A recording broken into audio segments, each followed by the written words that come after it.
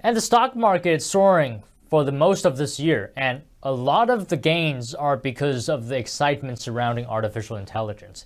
Nvidia stock is up more than 200% this year.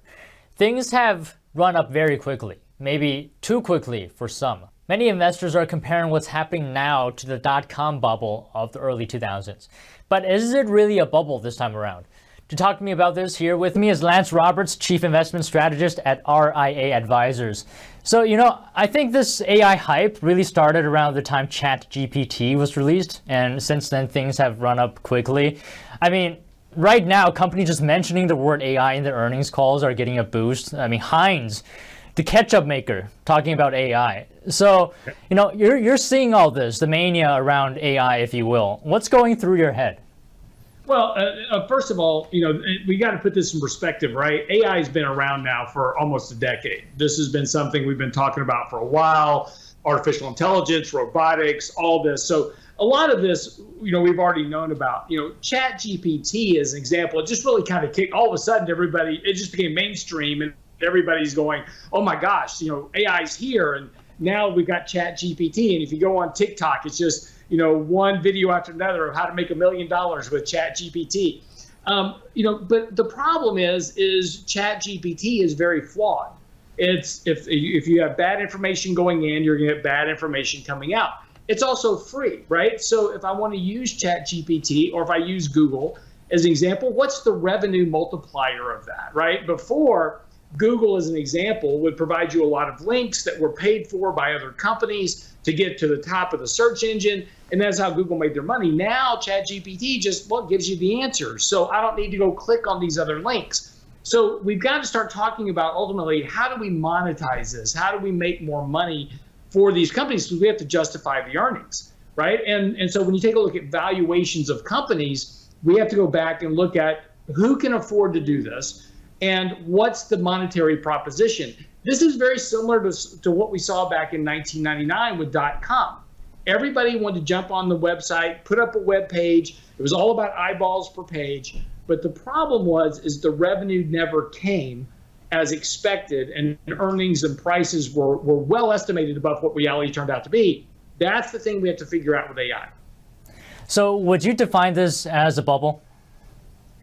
Well, we're definitely getting into the mania phase, right? Bubbles you never know about until after the fact. So, if I sit there and go, yeah, this is a bubble today. Well, bubbles can go a lot further, right? And if you take a look at what the market's doing today as compared to 1999, we haven't got to the bubble mania phase yet. That's still potentially to come. And so that's hard to imagine, but in the late 1999 year, starting in about October, the Nasdaq just went parabolic. And for about 3 months, there was no stopping stocks from going up. Of course, in March of the next year, it all ended very quickly. So calling things a bubble is dangerous because we never know where we are. But are things getting a bit ahead of themselves? Absolutely.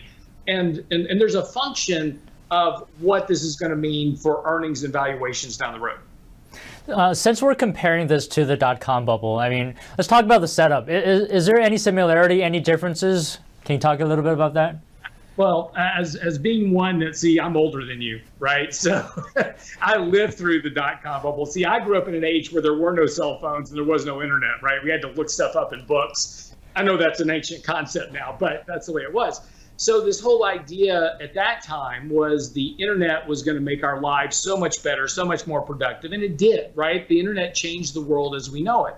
The problem, as I said before, is that the revenue didn't come because what happens when you get everybody focused on one thing and all of a sudden everybody starts seeing the riches of the dot-com bubble? It brought in a lot of competition that brought down prices. Competition breeds a discount in prices. And this is what we're looking at today. Today, there is a difference. Companies actually make money that are involved in AI as opposed to dot-com companies back in 1999. So there is cash flow this time around.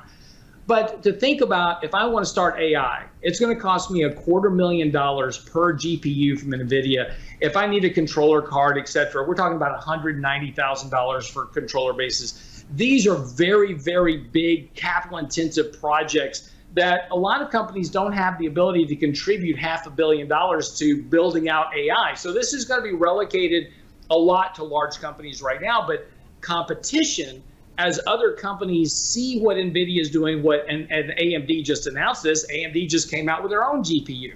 Well, as you have more companies come into market, that's going to bring down the prices of GPUs, bring down the cost of entry. This is going to bring down profit margins. Think about this, right? We have a recent comparison. Think about the cloud computing space. Everybody was going to store everything up in the cloud. And so initially, the profit margins on cloud storage, revenue was very large. But now that Amazon and Apple and Microsoft and everybody's gotten into the cloud space, the profitability of the cloud space is being compressed because profit margins are having to come down for competition, right? So a lot of these estimates about future earnings growth are way overextended as to what reality is ultimately going to be because of increased competition in the space. So you've got to be careful. NVIDIA trades at 40 times price to sales. That is unsustainable, period. You cannot maintain that type of valuation in NVIDIA. So either sales are going to grow exponentially or the price has to correct. And that's the same for a lot of these stocks in that space. So, NVIDIA, very overbought, 40 times price to sales, as you mentioned. I mean, you're a portfolio manager. You're seeing all this. It could go on for longer. I mean, what do you do, Lance? Well, so, this is where you've got to make some decisions, right? As an investor, you have a choice. You can speculate or you can invest. If you are investing, which is a long-term horizon, you don't want to buy companies that are trading at 10, 20, 30 times price to sales or grossly overvalued valuations, because your long-term holding period for those stocks are going to be very low in terms of return. But if you're speculating in the market, look, if you're a day trader or your investing horizon is 3 months or 6 months, or if you're just trying to throw money at the market to make money, then yeah, chase momentum, because this is a momentum market right now. Stocks are going up. The bear market is likely behind us. The lows in October are probably in. And so for now, use opportunities on pullbacks in some of these stocks as an opportunity to buy positions, but make sure that you manage risk, right? Maintain stop losses, take profits along the way, because eventually at some point when the market realizes these earnings can't be justified, the prices will correct a lot. So just understand that there is risk to buying these stocks. It doesn't mean you can't make money short term, but long term, there is certainly risk to valuations.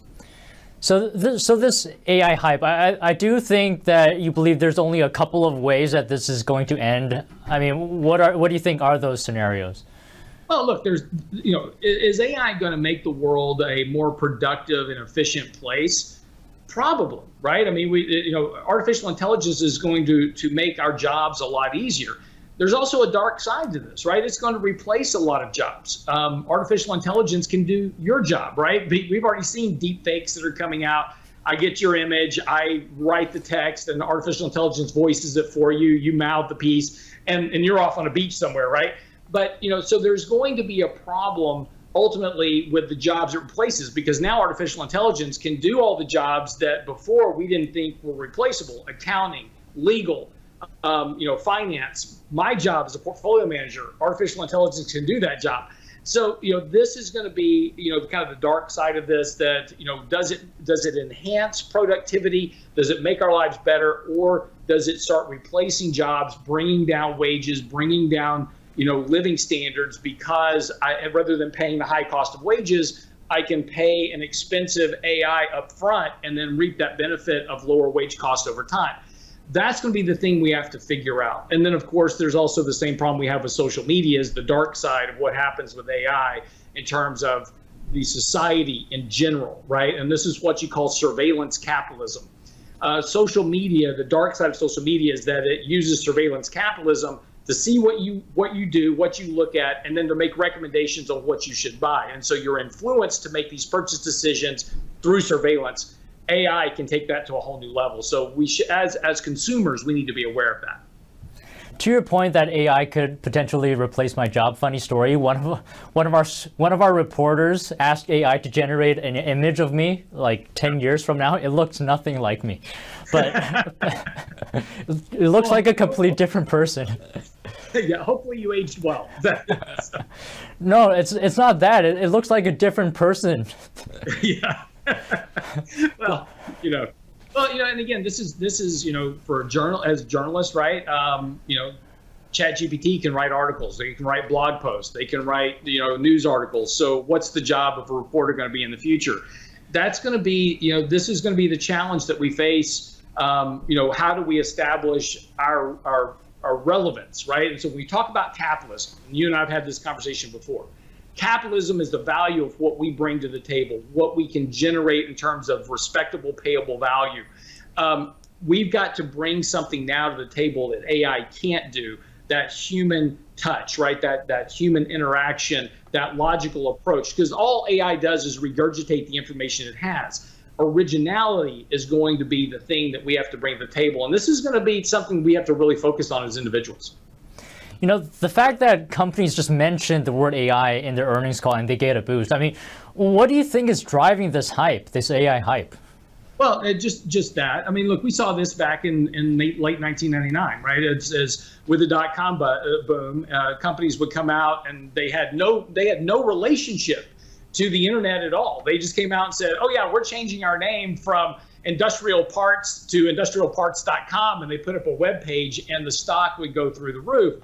And it's just because of that speculative nature of the market. This is just, we saw this with meme stocks back in 2020. We saw it with IPOs and SPACs. It's whenever there's a new shiny toy in the markets and that retail investors can chase, now it's AI.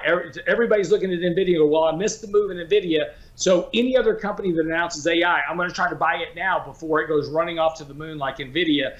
And it's that fear of missing out that we're seeing in the markets. It's just part of that psychological hype that happens during a bull market. And that's definitely where we are right now. Speaking of fear of missing out, is right now a good time to invest in NVIDIA? No. Well, and what I'm saying is no at the moment. It's just very overbought, very extended. It's up 160% this year. So, you're going to get a correction in these stocks. Now, that doesn't mean they're going to fall 50%. I'm not saying that at all. But you do need to see these stocks pull back towards their 50 or their 200-day moving average. And that's going to give you a much better risk-reward basis to enter that stock than trying to buy it now. I think NVIDIA, the last time I checked, moved a bit closer to the 50-day moving average, did it not? It did, and then it ran back up to new highs. So it didn't quite get there. But again, it's very extended from its long-term means. It's very extended from its 200-day moving average. And moving averages act like gravity. So the further the price gets away from those moving averages, the more gravitational pull there is to pull it back. So just be patient. If you want to make an entry into the stock, be patient. You may wind up buying the stock right where it is today, but after a correction where the risk-reward entry point is a lot better than trying to buy it here today. Can you explain that a little bit? Because even though you're buying at a higher price, the risk-reward is better. But if you buy it now, you can get it at a lower price. Well, you could. But you could buy it today as an example. And it's very overvalued, very stretched. And then the stock could correct, 5, 10, 15% very easily. The stock is so extended right now.